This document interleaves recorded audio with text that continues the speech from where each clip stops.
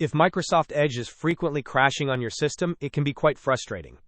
Unfortunately, as you may have noticed, there is no direct uninstall option for Microsoft Edge within Windows, as it is a built-in application. However, there are several effective steps you can take to resolve these crashing problems. First, if you are able to open Microsoft Edge, locate and click on the three dots icon situated in the top right corner of the browser window. From the drop-down menu, select History. You will then see a bin symbol. Click on it to clear your browsing data. It is important to change the time range to all time to ensure all data is removed. After clearing the history, click on the three dots icon again.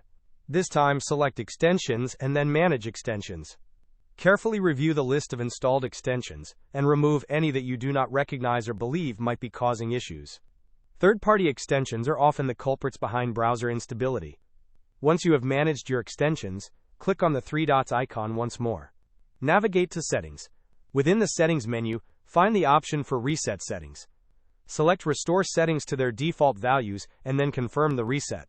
This process will revert your browser settings to their original state, which can resolve many common problems. Hope this was helpful. Don't forget to like and subscribe if you enjoyed. As always, thanks for watching, and I will see you in the next video.